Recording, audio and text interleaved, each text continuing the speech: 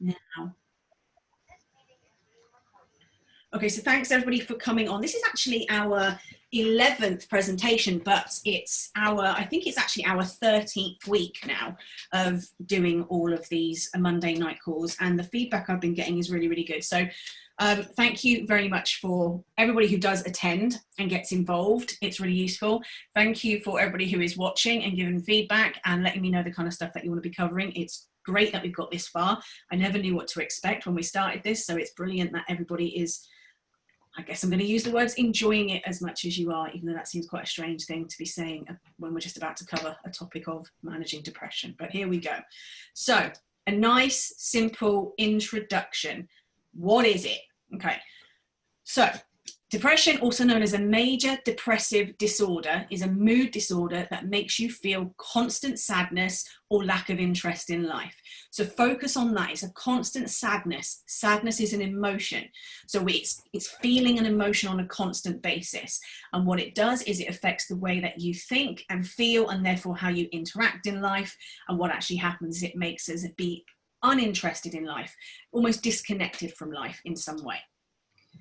So the reality of it, everybody, or I say most, okay, let's be realistic. Most people have felt sad or depressed at times. It is perfectly normal. It is perfectly normal to swing that continuum down to those lower moods. Life is tough sometimes, and we're going to experience quite horrific things in life, lots of change, lots of trauma, lots of tragedies, as well as all the wonderful stuff that's going to happen as well.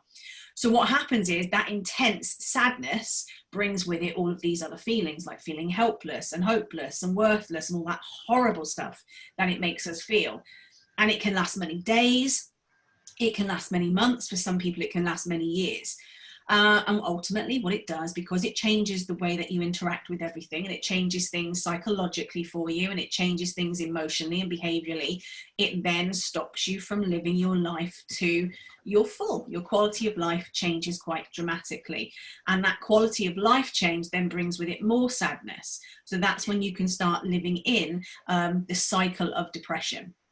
So if you have ever been diagnosed with clinical depression, then what that will happen is it's because you've stayed within the lower moods for a longer period of time. It started to affect different parts of your life, started to affect different parts of the brain communication, and therefore it is treatable with medicines and different types of medicines too.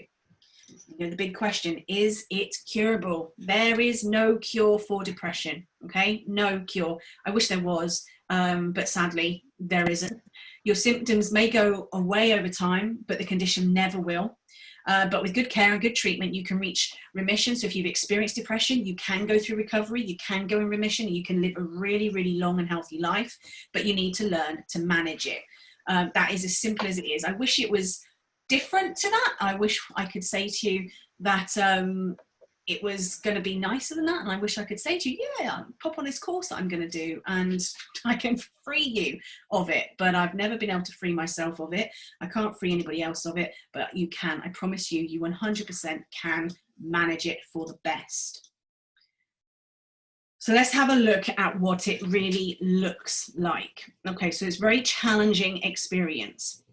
So you can feel low, feeling sad, feeling bored, feeling down, but still able to feel other emotions. So you're not completely engulfed by them. This is your early stages, really. This is the common thing. When somebody just says, oh, I'm having a bit of a depressed day, what they really mean is that today they're feeling low. So they're feeling sad, they're feeling bored, they're feeling a little bit down, but they're able to experience all the other stuff. They're not engulfed. Their life isn't completely dominated by it at this stage. Then what you've got is all of these other conditions that are linked to depression as well. So bipolar disorder, this is episodes of great highs or irritability, and or episodes of depression or psychosis. This is a form of depression, but it's not the commonality of what we would call depression. And then you have major depressive disorder. So this is that feelings of emptiness, the worthlessness, the hopelessness, the lack of interest or pleasure. It lasts for 2 weeks or more and may not have a direct cause. So when you look at these things, feeling low, very common, probably affects most of us. With regards to major depressive disorder, I think we're currently looking at around about a minimum of 4% of the population experiences this regularly, but your most common stat is somewhere in the region of 1 in 4 people. Bipolar, less common, but because of the way that mental health was, the stigma attached to mental health in the past, we're seeing more and more people come through with bipolar disorder now that would have had it for many, many, many, many years, but obviously the stigma attached to it was stopping people from becoming diagnosed with it in the first place.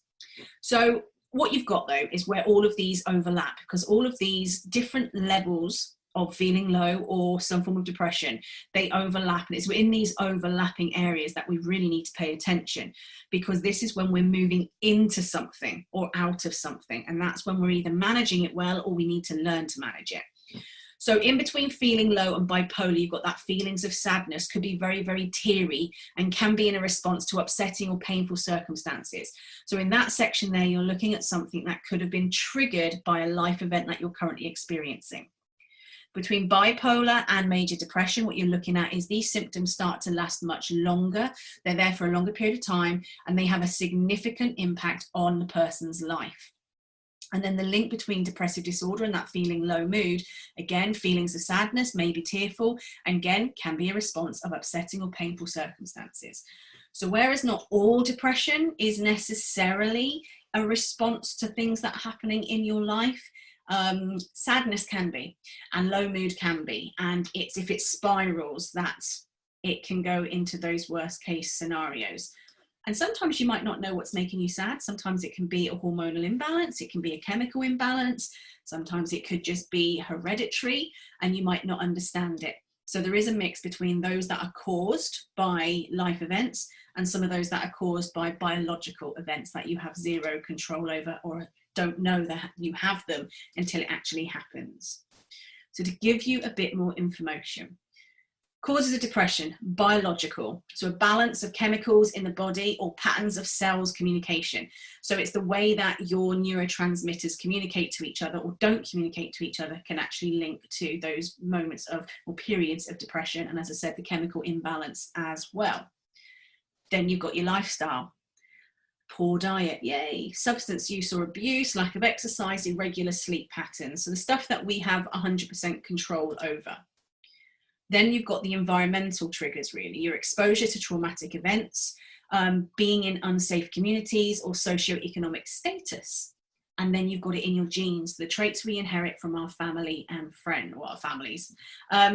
Now, the situation you've got with the way modern psychology and modern medicine are working is that there is more and more evidence to support that environment is the lead cause of depression rather than genetics, where genetics used to be believed to be the key trigger, which is why there was so much stigma attached to it, because nobody wanted to think that they had the weak gene in their family. But actually, it looks like it's more to do with the exposure to situations than anything else.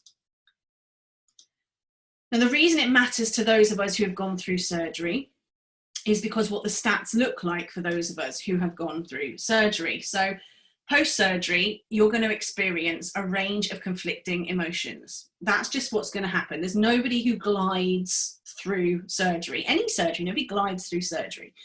So on one hand, you're likely to be happy the procedure has been completed successfully. On the other hand, sudden weight loss can trigger emotions that may not be so favorable. But also, it's all of the challenges linked to the changes and how we feel, and all of the other stuff that we have to do can make us feeling so overwhelmed. It can make us feel that we're out of control of the situation. And that feeling of being out of control can make us feel very vulnerable. That can lead to us feeling very sad. And that sadness can then spiral into depressive levels. So we've talked about this before with regards to the psychiatric consequences, those conflicting emotions. They're normal, but after a period of time, we're looking at probably people who have had bariatric surgery going to have a temporary mood disorder, mainly because we've had a chemical imbalance, hormonal imbalance, and dramatic change. So there's going to be a psychiatric consequence after surgery. We know that feeling judged makes us feel pretty rubbish about some stuff. So many people, as we know, they're being nice to us, they're paying us compliments, etc., etc. But we still have that stigma attached to being overweight and people feeling that they can judge us because of that. And what happens is our mind just makes the transition from, well, they judged us for being big, and now they'll judge us for the way that we've chosen to lose weight. It's the same mindset that we've always had. We've just changed its focus. And obviously after surgery, when we're already feeling quite vulnerable because of all of the other things that we're going through, it makes us very vulnerable to that low mood again, staying for longer. And we know those old behaviors regarding food and exercise need to go, but changing that can be really scary, can be really hard. We can feel really vulnerable with regards to fears of failure and it not working for us longer term. So all of these things start to then have an effect on those sadness and all of those emotions that link to sadness, which can then trigger the depression. And then you've got those physical consequences that we worry about, like our saggy skin and our hair loss and what our new body shape's going to be or what it's not going to be, and all of this kind of stuff that goes with, I've done all of this, how am I going to look? What if it doesn't work? What if I don't look the way I want to look? What if I look worse? And that can lead to all of those negative emotions that can make us feel incredibly sad and then spiral us towards depression as well. So this is why it's important to understand about depression when we've gone through surgery. And if we can understand it before we go through surgery, then it's a brilliant time to be able to put in place certain tools, techniques to help us with that process. So I talked you through this one last week with regards to what the key symptoms of depression really are. So they are feeling sad, thoughts of death or suicide, aches and pains all over, overeating, in some cases undereating, and you might find that if you've had surgery, it can be the way that your body is physically responding to the emotion that actually makes you stop eating in some cases or not be able to get food down. Therefore, a lack of appetite might be happening, poor memory, concentration and decision making, insomnia or lack of sleep, fatigue and lack of energy, anger and irritability, not being able to have any pleasure in any form of activity, feeling very guilty, feeling worthless, feeling hopeless or helpless. They are the core symptoms of depression. But for you to be diagnosed with depression, basically a GP would be questioning you to see if you have 5 or more of these symptoms for at least 2 weeks. So things they're focusing on are your mood is depressed for most of the day, especially in the morning, meaning that you're waking up feeling depressed rather than something happening to you during the day that triggers it. You feel tired or have a lack of energy almost every day.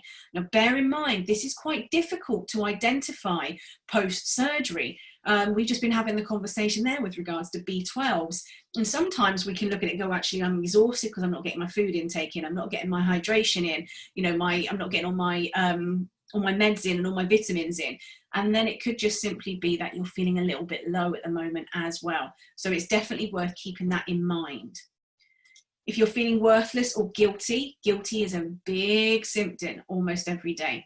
If you feel hopeless or pessimistic, if you struggle focusing, remembering details or making decisions, if you can't sleep or you sleep too much almost every day, if you have almost no interest or pleasure in any of your activities, if you often think about death or suicide, or just fear of, not fear of death, if you're thinking about it as it's a positive thing. And if you feel restless or slowed down. And finally, if you've lost or gained weight. So to get a diagnosis, your doctor is going to be asking you questions around these types of areas. So you might find that they will weigh you, they will take measurements, they will do your bloods potentially. They're going to be questioning you about how are you feeling, what thoughts have you been having. And then what would happen is they would probably put you in touch with something like an IAPT organization. An IAPT are an organization that specializes very quickly in supporting people with depression. You'll probably get 6 sessions, and on the first time that you speak to somebody, the likelihood is they're going to ask you a big questionnaire, and that questionnaire is also going to be asking you questions around these type of topics. You'll probably get a score for them, and what will happen is every single time you go and see a therapist, they're going to redo that so you get that score so they can see if your score is changing. So that is a little bit of inside info there to how the system actually works when you are in it. So first, what I wanted to do, I'm going to do everything with 8 wise ways. So I want to give you 8 wise ways to live with depression, okay? Number one, always number one. Anybody who's listened to me over the last few months, everything comes down to sleep to start with. So if you think that you are demonstrating signs of depression, the first thing to do is work out your sleep regime. If you know sleep is a problem, then you need to put some time and effort into trying to resolve it the best that you can. You need to exercise regularly. Choose the right exercises for yourself, mainly because this actually starts to alleviate some of the issues in the body. What it does is it actually then triggers certain chemical release and certain hormone release that can start making you feel a little bit better. But actually genuine day-to-day routine, exercise, better blood flow, better oxygen levels start to make your brain feel better and can start to alleviate those low moods. Learn about things. So this is what I would call my intellectual wellness element. So learn about stuff. Learn to investigate everything about depression, just so you know what exactly it is. You can go and find out so much information now. Make sure you get the correct information for you, and make it almost make it a project for yourself on how to look after yourself better and how to manage this thing that you're going to experience from time to time in your life, hopefully for not too long. If you are a person whose work-life balance is a little bit out of whack, then leave work at the workplace. Try and do that the best you can. If you work from home, when you shut that laptop, keep that laptop shut. Disconnect yourself from work, because sometimes it's the low mood that we have in work that we take into our personal lives as well. And then that brings us down in both of them. So having some disconnect between them is a very healthy way to try and manage depression and low mood. Talk with friends. Talk with anybody is a good starting point, but talk to the people you trust first of all. And if you don't find people you can trust, then reach out to people in groups like this, on other social media platforms, or get in touch with people that you know you can talk to, like professionals like myself. But don't hold it in. That's the key. There is no shame and there is no stigma attached from your personal. What other people think is what other people think, but you've got to accept that's what's happening with you, and you need to be able to talk about it openly and let other people understand what's happening to you so that you can get that support. And it's that's how. So stigma's reducing, maybe not anywhere near as much as we want it to or need it to, but it is reducing, and that's because more and more people have been openly talking about it. And so keep the conversation open and get that support if you need it. I get bored of having to tell everybody this, because obviously I'm preaching to the most knowledgeable crowd there is out there, but keep an eye on your nutrition. You know why. You need the serotonin levels in, you need your dopamine levels in, and that's all coming from the really good nutrition. And make sure your vitamins are on point. If your doctor recommends treatment, accept the treatment. Trial the treatment. Sometimes we can be a little bit scared of going on medication and things like that, because we don't want to be that person who has to take antidepressants or something like that. But the way you're feeling, if you're feeling so bad you need to go and see a doctor, then it is worth trying some medication to see if it actually makes any changes for you. Of course, if you try something and it doesn't work for you, or it's not helping you, then you don't have to stay on something. But the most important message to all of this is, if you do go on medication, don't just stop taking it, because you've got to bear in mind that medication is changing the way your brain functions, and it's changing the chemicals within your body. So if you suddenly come out of that mode and you stop taking them, it has a dramatic effect on your body and can make you feel 10 times worse. You also have to bear in mind that because your system, your entire internal system now works differently post-surgery, some medications, if you were on them before surgery, might now get absorbed very differently into your body and your bloodstream, which is why something that worked before might not work for you now, or you might be feeling a different intensity to them. So make sure you have ongoing regular conversations with your GP if you are continuing with medication that you were on before treatment. And the other one, I know it's probably a really simple one, but have hope. There are bad days, no doubt about it. There are really horrific bad days for all of us, but it's a day. It doesn't have to be 2 days, 3 days, weeks and months. It does, and it can get better. But again, it's learning to manage as many of these things that we can, so we have some control in how it gets better, and we have some control in when it can get better as well. But one of the biggest things that comes with depression is the negative thinking patterns that comes with it. And what I wanted to do is just go through some of the most common negative thoughts and give you some idea of how to challenge them. because it's important to be able to recognize when that depression is pulling you down into the deeper depths, so that you can put in place your own steps, your own tools, your own techniques for your own recovery. And it's really, really easy to get stuck in our own heads. It really is. And, you know, mental health is such it's a unique thing with our health, because it can make us be really self-absorbed, almost living only and entirely in our inner world, which means living in our heads and only really thinking and feeling what we're thinking and feeling, and you kind of disconnect from the outside world from that. So it's important that when we know that's happening, to make those changes. And the first change really from that perspective is, can we change the negative thought patterns? So here are some common thoughts, and we can go from there. So a lot of people assume that if they are depressed, they must be weak. And there is no such thing as weakness. And I think the world of sport and the world of business goes into this concept of weak mindsets and strong mindsets. And that's not the same thing. So if you have depression, you're not a weak person. You're not a weak person at all. It is a very common thing. Everybody can experience low mood. Everybody can then possibly go down into those other areas. So depression affects everybody. Athletes, veterans, teachers, doctors, musicians, some of the most successful, brilliant minds on the planet have experienced depression. So it's nothing to do with strength or weakness. You've got to just look at it as a human condition, number one. So if your brain is telling you that you are weak, that you are this worthless person, and the first thing you have to remind yourself is what you're experiencing is a primitive biological element to being a human, and it makes you normal. And I'm sorry that if you don't want to be normal, but ultimately that's what it's doing. It's making you normal. I should be able to do more. Okay. Realistically speaking, fighting depression is bloody hard work. And it's bloody hard work because it's coming at you from every angle. It's going to hit you physically. It's going to hit you mentally. It's going to hit you psychologically. It's going to hit you emotionally. So if you think you've got all of these, I like to think of them as snowballs, because that's just, I'm a little bit weird like that. But if you imagine all of those areas of you are throwing snowballs at your head and you're having to fight them off, every single one, it is exhausting. So when you're depressed, you probably won't be able to do as much as when you're healthy. And that is perfectly okay. If you can't go to the gym and do a full workout, perfectly okay. Walk around the block.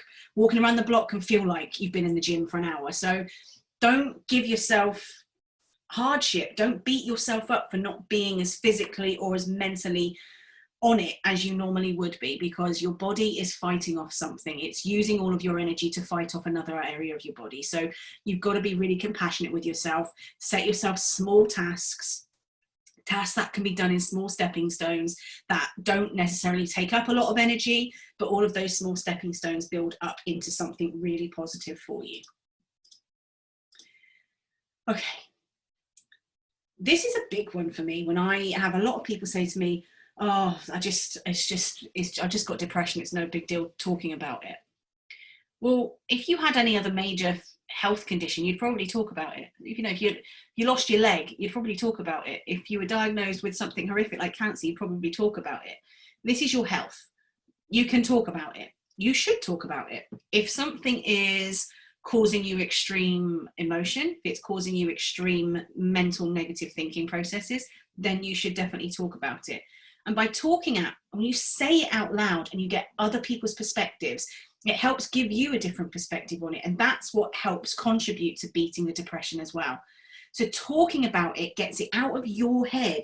It gets you out of your world. You're sharing it with the wider world, whether that be your best friend, your mum, your dad, your aunt, your uncle, whoever you're sharing it with. It pulls you away from the thinking part and it forces you to look at it from a different angle. So always reach out to family or friends, call a health line, consult your doctor. There are tons and tons and tons of people out there who are happy to help. And I always say to somebody, reach out to anyone. You'll be surprised on who reaches back. And it's that person who reaches back who can really, really, really help you. Another reason that people don't want to reach out to others is because they don't want to be a burden. And this is a big thing. I have a lot of the people who come to me and they will sit in my sessions and they will tell me stuff that they have never told anybody else.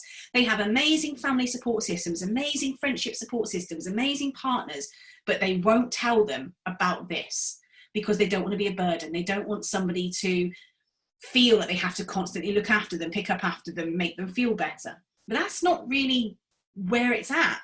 Your friends, the people who care about you, the doctors, all of these people, they want to help you. They have the power to help you. The people that care about you and truly love you will want to help you. Hiding from them doesn't help anything. In fact, hiding this from them can actually cause problems to the relationships you have with them, because as humans, we're pretty smart and we can pick up when things aren't quite right. And especially when we're in these tight relationships with our families and our intimate relationships, we can sense when the other person isn't sharing with us. And that can actually cause a burden on the relationship more than talking out can.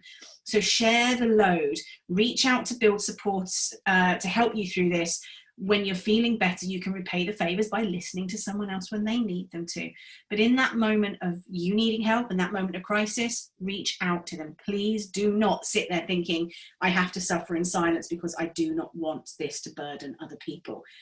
What a burden really happens, the true burden happens if you get worse and worse and worse and worse, and it leads you to something a lot more serious than depression. So you're not a burden to anybody.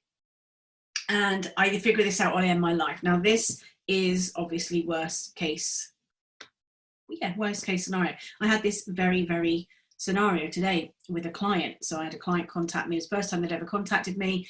And this is where they're at. They are at this concept of, I feel so low. I don't know what to do. I need to figure this out, or there is no point in me being here anymore. And this is what I'm thinking of doing. So this is what we call all or nothing thinking, and it takes it to the extreme. And depression and thinking about suicide are nothing to be ashamed of. You'd be surprised on how many people actually do think about suicide. It's a very common thought for a lot of people. And it's not necessarily that people are thinking about dying. They tend to be thinking more about ending the pain that they are experiencing at this time. So many people have worked through these thoughts and gotten back to better health from it. You can do it. Not everybody acts out on the thinking. In fact, more people don't act out than actually do. But it is really important to know that the spiral of depression can take you into this place. And so you've got to be able to identify when you might be heading into that spiral and then be able to pull yourself back out of it. Now, the psychological impact of surgery is why this is an important topic, and it will not be the only time we talk about it, because I want to be able to talk through it as much as we can so everybody's got as many tools as they possibly can to either identify for themselves when they might be heading downwards, be able to pull themselves out of that spiral, or help each other. As I said, there's more and more people coming through in this group explaining and expressing that they are feeling like this, and I want us all to be able to support and help each other. And I know from my personal experience, and I shared with my 8 Wise group the other day that, I lived with my mum, had severe depression, living with it, experiencing it from another angle, looking at it, living with somebody who's got it. It's horrible. It's absolutely horrible. And it's probably one of the reasons that I set up this group, when I realized how many people were suffering and how many people weren't getting that support. For those of you who've had it or experiencing it now, it can be incredibly lonely. And so we have to be aware of it. But this group, I want this group desperately to be a support system for everybody. So please do open up and please do talk to each other, even if you don't want to do it in these moments or in these groups, or even if you don't want to do it publicly. Reach out to people that you are starting to bond with and share relationships with, and get that support there. Changes are dramatic and rapid after surgery, and that's why they become psychologically demanding. We're so excited before surgery, we're going to lose all this weight, it's going to be great, and then the complexity of the process kicks in, and then suddenly we can go from that extreme high to that crashing low. So the changes are dramatic, so we've got to be aware of that. Weight loss will improve your health and it will improve your quality of life, but it doesn't happen quickly. And because it doesn't happen quickly, that's when we can find those low moods kicking in, and that puts us at that risk of that depression cycle. Some people experience the psychological complications, as we said, depression, suicidality, and then trying to manage the depression through some form of abuse. Now, in the old days, that abuse might have been overeating, and in the new days, that might be alcohol, or we might find something else. So it's just, again, being really aware.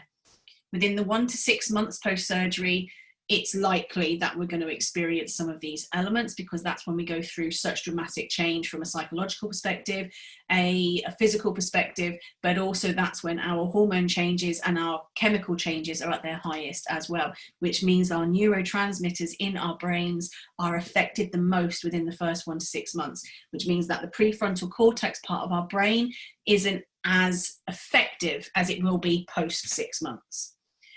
So again, research suggests that worsening mood post-surgery might be due to a high level of psychiatric complexity at baseline, meaning before you had surgery, you might have been experiencing mental health issues. You may be having unrealistic expectations about your weight loss and the changes it would bring. And because they were unrealistic, not achieving them can make you feel very low and can make you feel very sad. Your medication, there might be malabsorption after surgery because your bodily process has changed. So you might find that the medication isn't having the same impact it did before, and that's worth getting checked out. Poor nutrition due to poor food choices and lack of supplements. So we need the nutrition. Nutrition is absolutely crucial now to keep our brain as healthy as it possibly can be. And if we can stay physically healthy and mentally healthy, we've got a really good chance of, sorting out that depression sooner rather than later, or even luckier by keeping it at bay. So bariatric surgery has a positive impact on physical health, but can trigger depression or enhance depression if we were experiencing it beforehand. Depression cannot be cured as it is part of our biology. It's a primitive part of our life, just like all the other emotions.